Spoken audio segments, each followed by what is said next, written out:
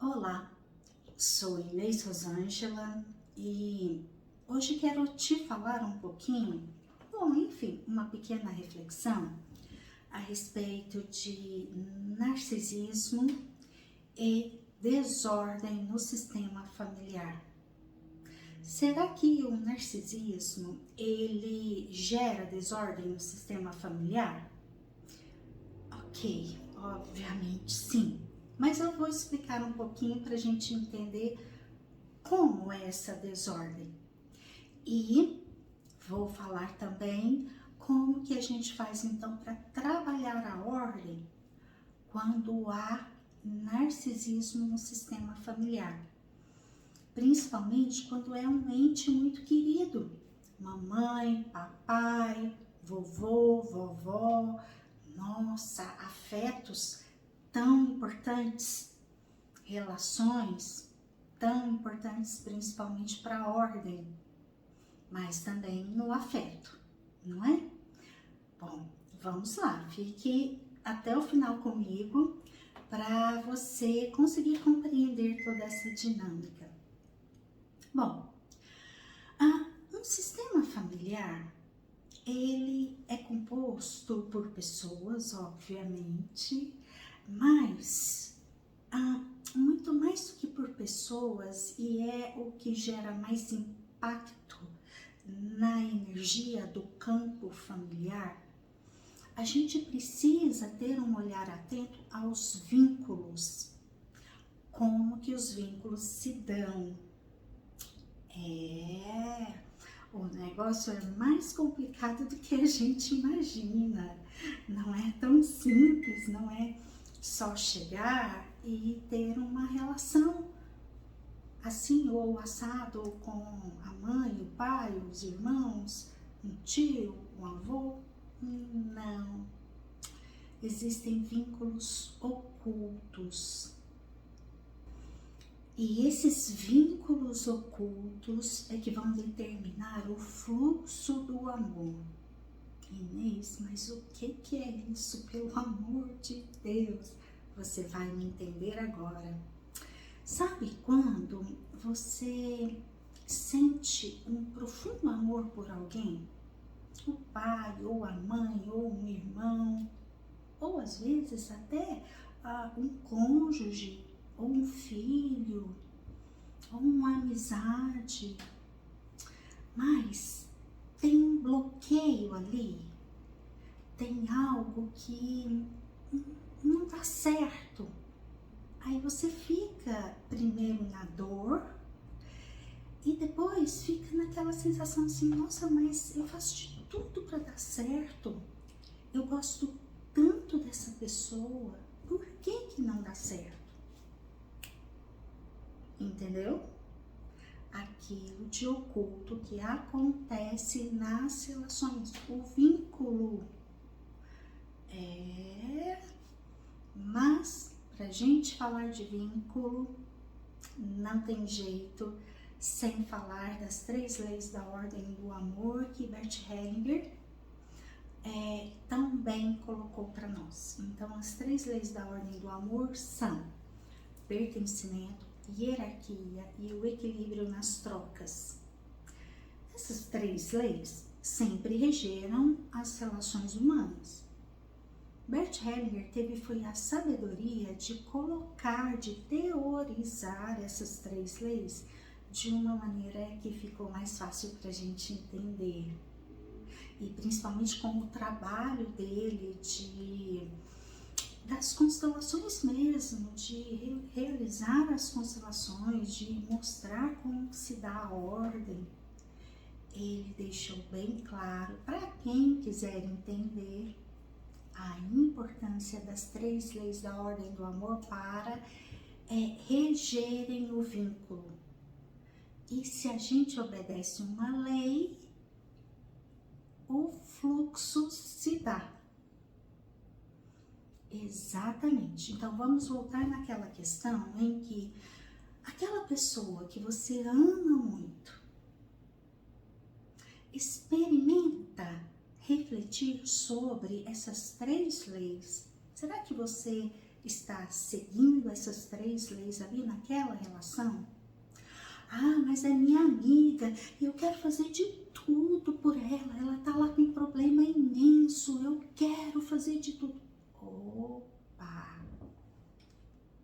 Será que essa relação de amizade, então, está tendo equilíbrio nas trocas?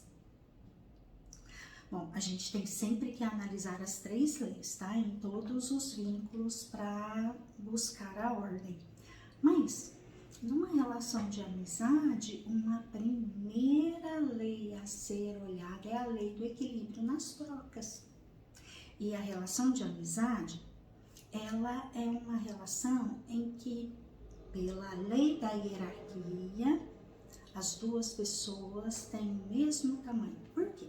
A lei da hierarquia, ela é regida pelo tempo de chegada. Então, as 2 pessoas chegaram ao mesmo tempo na relação. Então, se você tem uma amiga e você está querendo fazer tudo, ou seja, dar muito, será que você não está indo para um papel de mãe e querendo dar para ela como se dá para um filho? Bom, aqui dando um pequeno exemplo, e porque as 3 leis da ordem do amor, inclusive quem quiser estudar um pouco mais, eu tenho um vídeo aqui no meu canal que se chama O Amor Precisa de Ordem, em que eu falo das 3 leis e coloco exemplos e falo mais detalhadamente. Claro que não tem tudo lá, mas eu fiz, naquele vídeo eu fiz um esforço de colocar o máximo de exemplos e de teoria para você compreender as 3 leis. Então, dá uma olhadinha lá, tá? Mas aqui só dando um pequeno exemplo aí numa relação de amizade, experimenta não dar tanto. Experimenta sair aqui desse lugar de, mas eu quero fazer tudo, eu sei o que dizer, eu sei o que ela tem que fazer, ela tá fazendo errado. Experimenta sair aqui desse lugar de maior e vir aqui para o mesmo tamanho e só respeitar a amiga ou o amigo que é adulto. Por mais terrível que seja o problema lá da vida dessa pessoa, a vida é dela. E aí tem uma coisinha que se chama respeito. E que muitas vezes a gente desrespeita o outro, inclusive com boa intenção. Até tem um ditado popular que diz, né, de boa intenção o inferno tá cheio, não é? É exatamente da desordem que trata esse ditado popular. Mas ok, isso tudo um preâmbulo enorme que eu estou fazendo aqui para chegar lá nas relações narcisistas do nosso sistema familiar. Bom, por que um narcisista é uma vítima desse narcisismo de uma pessoa do sistema? Por que aí vai acontecer a desordem entre essas 2 pessoas? Porque o narcisismo é uma doença que, infelizmente, é regida pela falta de empatia. A principal característica do narcisismo é a incapacidade de empatia que o narcisista tem com o outro. Então, quem é vítima do narcisismo de uma pessoa não é enxergado pelo narcisista. E se não é enxergado, então o narcisista a todo momento está manipulando, está invadindo, ou seja, está desrespeitando. E dependendo de como é essa relação, dependendo aí da gravidade, da severidade do narcisismo, a vítima vai ser, sim, severamente machucada, podendo ser aí um abuso que vai desde um abuso emocional e psicológico, passando pelo verbal, podendo chegar até o abuso físico com comprometimentos severos, tá?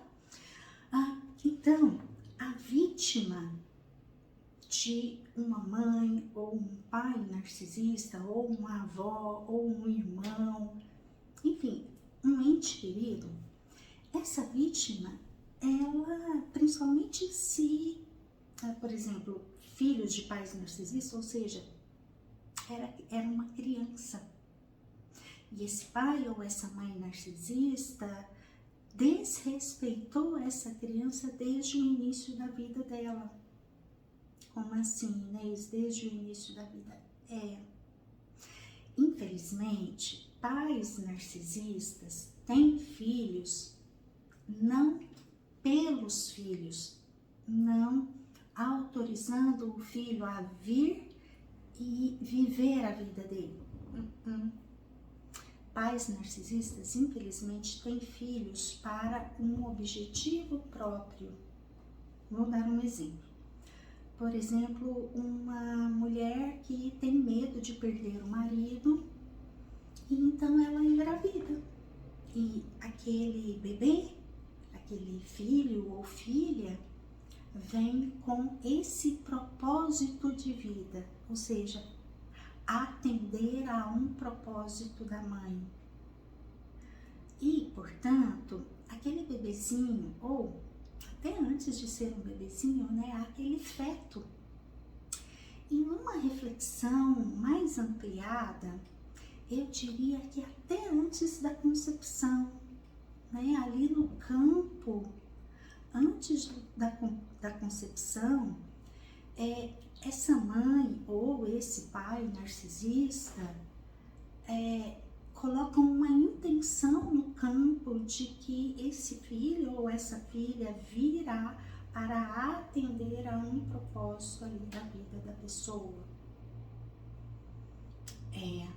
Eu atendo muitas vítimas de narcisismo e quando são filhos de pais narcisistas, geralmente a gente encontra essa origem da vida, ou seja, antes da fecundação, aquela pessoa ela não teve o direito à própria vida, e aí ela é fecundada com esse propósito, ela nasce para esse propósito. E a vida da pessoa, Inês, infelizmente, a vítima de narcisismo vai sofrer severos prejuízos quanto à conexão com a própria vida. Então, às vezes, a vítima, ela até consegue algum desempenho em alguma área ali da sua vida adulta, às vezes até consegue algum sucesso profissional, mas na área afetiva, nada dá certo. Outras vezes até o contrário, né? Até consegue algum sucesso, não sucesso, mas assim, consegue o relacionamento afetivo, mas profissionalmente nada faz dar certo. Ou, enfim, em outras áreas, às vezes na área profissional, às vezes na área relacional, de amizades, de relações sociais, né? Enfim. Mas o ponto a ser olhado aqui essa pessoa não tem numa programação no campo familiar e aqui no inconsciente dela a permissão de ter o direito à própria vida. E tudo isso é muito abuso, muito abuso. Tudo isso são dores, é algo que foi machucando essa pessoa ao longo do desenvolvimento dela, ali ao longo da infância, adolescência. A pessoa nasceu, ela surgiu na vida num estado de vulnerabilidade e quem tinha que protegê-la e cuidar dela não protegeu e não cuidou, inclusive foi quem abusou. E aí, esse filho ou essa filha vai conseguir ficar em ordem com esse pai ou com essa mãe? Esse filho ou essa filha vai conseguir ficar aqui na hierarquia correta com os pais, ou seja, no lugar de menor? Não, Por que, Inês? A culpa é desse filho, dessa filha, essa pessoa que fica em desordem com os pais? Não, gente.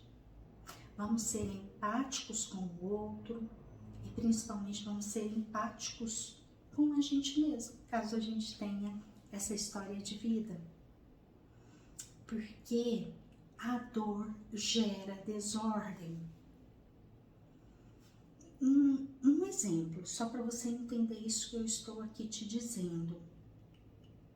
Vamos supor que nós dois estamos no mesmo ambiente e você vem na minha direção para me cumprimentar, mas você tropeça e cai em cima de mim e machuca o meu pé.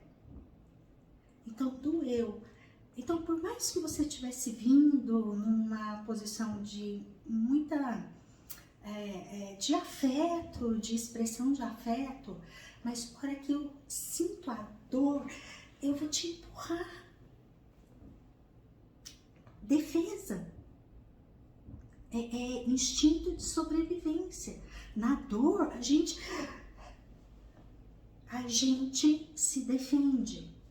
Então, os filhos de pais narcisistas vão sim vir aqui para uma posição em desordem para se defender.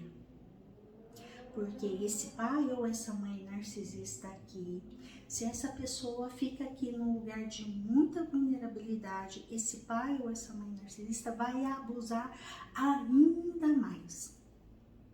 Inês, então quando esse filho ou essa filha de pais narcisistas vem aqui para um lugar de maior, um lugar em desordem, o pai ou a mãe narcisista não abusa, mas abusa, gente, infelizmente, tá? Mas pelo menos aqui a pessoa faz um esforço de se defender minimamente. E aí, então, o que fazer com tudo isso? Primeiro ponto, não é simples e não é fácil esse contexto que eu estou te falando. Tanto o contexto aqui externo, quanto o contexto interno da vítima de um narcisista. Principalmente quando é com vínculo familiar. Porque essa pessoa cresceu ali, ela era vulnerável quando criança. A sua personalidade foi sendo estruturada a partir de todos aqueles abusos. Então, primeiro ponto, de muita consciência, não é simples e não é fácil modificar todo esse contexto externo e interno. Agora, Inês, quando você fala isso, eu fico tão desanimada, me dói tanto. Calma, calma. É difícil, mas é possível. Bom, claro que aqui num vídeo de alguns minutos eu não tenho nem como colocar toda essa complexidade da solução para você. Mas vou colocar em linhas gerais, tá? Primeiro ponto, você precisa acionar o seu adulto. Aprender a técnica da criança interior. Por quê? Filhos de pais narcisistas têm uma criança interior extremamente abusada, extremamente perdida, com um caminhão de crenças limitantes, de distorções cognitivas da realidade.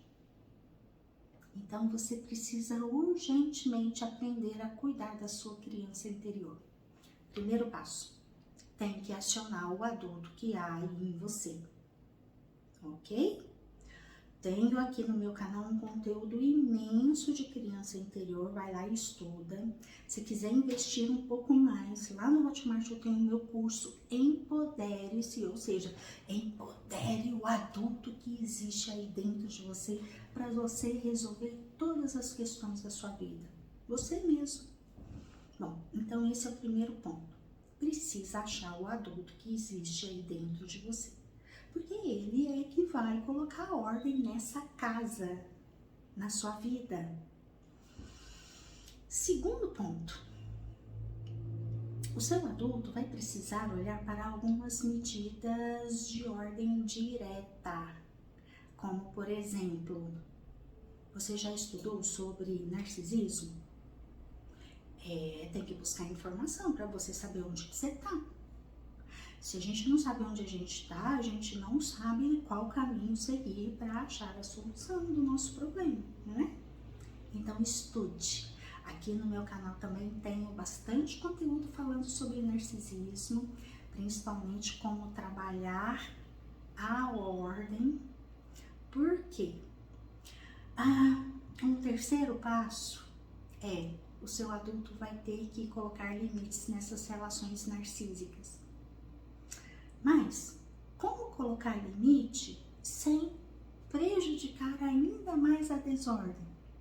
Tipo assim, tá, eu não consigo ficar aqui no lugar de filha na relação com a minha mãe e a vida inteira eu estive aqui em desordem com a minha mãe. Ok. Será que se eu colocar limite, será que se eu for para longe, será que se eu bloquear nas redes sociais, e se eu mudar para outro lado do planeta, será que isso daqui aumenta a desordem? Talvez. Então aí tem que aprender a pôr limites, mas trabalhando a ordem. Ai, Inês, é possível? É isso que eu estou aqui para defender com você. É possível sim. Então, nesse terceiro aspecto aqui, falando só um pouquinho mais sobre limite, talvez eu possa até gravar um outro vídeo ampliando, porque aí é um conteúdo bem maior, mas vou falar só um pouquinho. Como é esse limite? É necessário um limite aqui no externo. Toda vez que eu vou na casa da minha mãe, a minha mãe me desqualifica, eu saio de lá tão mal. Ok, então para que vai tanto? Deixa de ir, ou vai menos, não é? Toda vez que eu desbloqueio a minha mãe, ela manda um monte de mensagem, me fala um monte de coisa, e aí eu fico muito mal, eu perco o meu eixo. Ok, pra que desbloqueou? Perceba qual é a medida do limite que essa pessoa, que você precisa colocar na relação com essa pessoa. Eu não tô falando aqui que tem que ser assim ou assado, tá? Esse limite é você que tem que perceber. E esse limite vai ter que ser para sempre assim, né? Eu decidi que eu não vou mais na casa da minha mãe. Ok, então não vá, mas não é para sempre. É só até você se reestruturar emocionalmente. É só até você cuidar das feridas da sua criança interior que vieram lá daquela relação com aquele narcisista. Depois que as feridas começarem, ou seja, na distância, depois que as feridas começarem a cicatrizar, aí você pode ir reaproximando para encontrar a distância segura. Inês, então eu nunca mais vou todo dia na casa da minha mãe. Provavelmente não, porque filho adulto não vai todo dia na casa da mãe. Essa conexão tão assim simbiótica impede de cuidar da própria vida. Mas talvez nessa reaproximação dê para ir uma vez a cada 15 dias. Talvez uma vez por semana, não sei. Você vai achar a medida. Então, no afastamento, ache a sua medida e depois, quando for possível, aí, gente, sempre me perguntam, né? Quando? Quanto tempo? Não sei, aí é de cada pessoa, tá? Precisa ir percebendo. Mas o afastamento, ele precisa permanecer até que você se sinta segura e forte para reaproximar. E caso o narcisista te ataque, não vai doer mais. Ou não vai doer tanto, ou você afasta novamente sem grandes sofrimentos, tá? Mas então, o afastamento na medida que você precisar, fique afastado o tempo que você precisar, talvez meses, talvez alguns anos, ok? e depois reaproximação para uma distância que fique confortável para você. E nisso tudo, você vai trabalhar a ordem aonde? Na sua subjetividade. Então, não é possível a ordem aqui no externo. Você for lá na sua mãe, a sua mãe vai te machucar, e aí você sai aqui do seu lugar de filho e vem pra cá porque ela te machucou. A dor gera desordem, como eu disse agora há pouco. Ok? Então, aqui no externo não será possível essa ordem. Porque aqui no externo, se você for para um lugar de pequena, de menor, com o narcisista, a mãe, o pai, a avó, enfim, a pessoa aí da sua vida, aí que a pessoa vai te abusar. Pensa um pouquinho, não pode. Aqui no externo tem que pôr limite. Agora, aqui no interno, aí é que a gente trabalha a ordem.